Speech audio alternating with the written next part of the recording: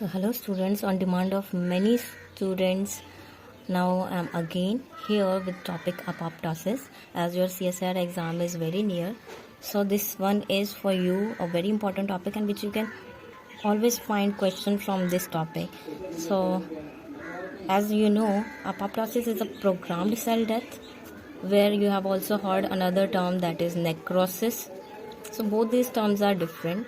So apoptosis in which is cell death occurs, but it is an energy dependent biochemical mechanism. So here what happens, this cell will receive any kind of stimulus and then it will respond to this specific stimulus and a pathway will be initiated and which will lead to the death of cell following the set of reactions. Whereas necrosis is energy independent, and here the cell death occurs as a result of acute kind of tissue injury. So apoptosis process is a programmed cell death, and in necrosis happens when any kind of damage or injury occurs. So here it is in energy independent, this is energy dependent. Now let me give you another example. During development of an embryo, the differentiation of fingers, because earlier there is a web-like structure, all these are joined with web-like structures. So for differentiation of fingers, these needs to be there need to be a separation, and how this separation will happen through apoptosis process. So any kind of unwanted, we can say, and the unwanted. Now what happens in apoptosis? The cell becomes more compact. The cell becomes more compact over here. Another change is the membrane. Here blabbing formation will occur. So blabbing will occur at membrane. Another, the chromatins inside the cell, they will also become condensed. Chromatin become condensed.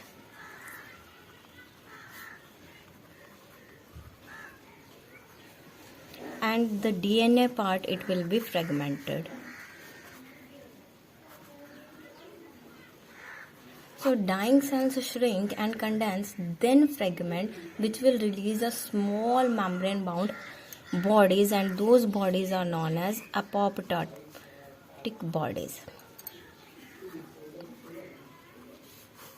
So formation of apoptotic bodies will happen, and which are further phagocytized by the surrounding cells.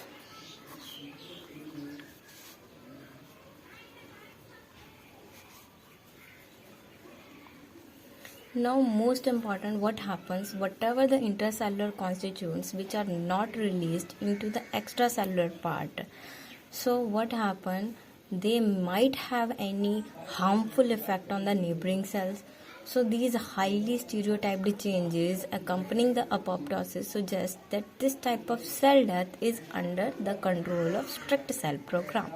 Now this apoptosis, it can be triggered by various kind of stimulus. This stimulus can be essential growth factors, or we can say any kind of treatment with the glucocorticoid or gamma radiations, activation of certain kind of receptors. We will study those receptors.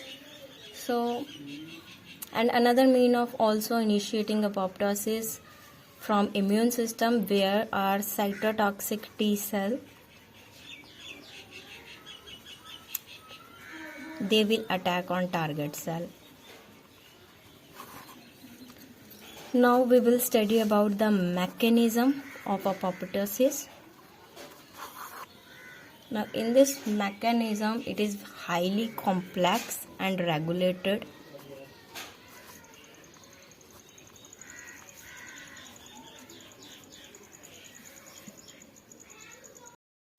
There are three caspase dependent pathways.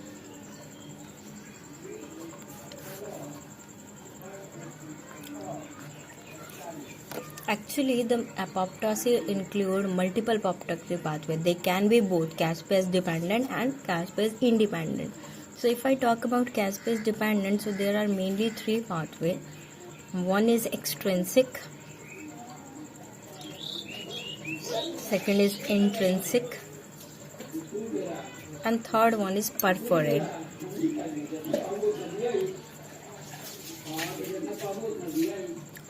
Are also known as Gren enzyme pathway.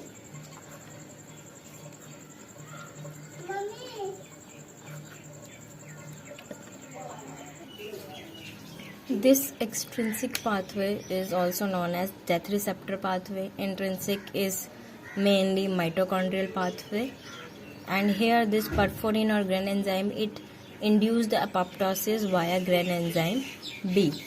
Now these caspases, they actually perform proteolytic activity, that is lysis of protein.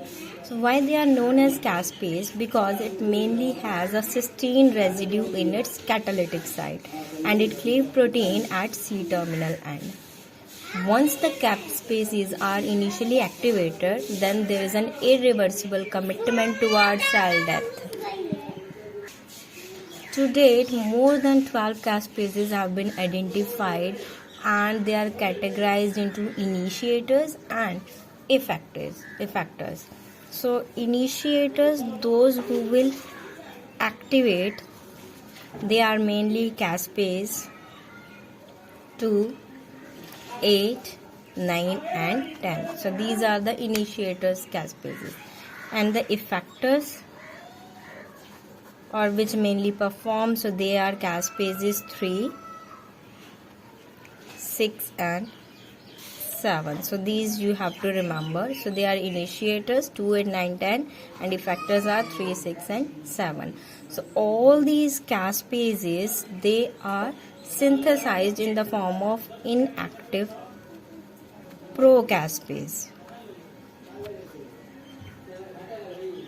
So when they will be activated, then we call them caspase, and they will cleave certain target protein at specific aspartate residue. So this question can be asked. So they will target the protein at aspartate residues in target polypeptide chains. So there are multiple apoptotic pathway, I have told you. So in detail I will discuss in upcoming next video in part 2.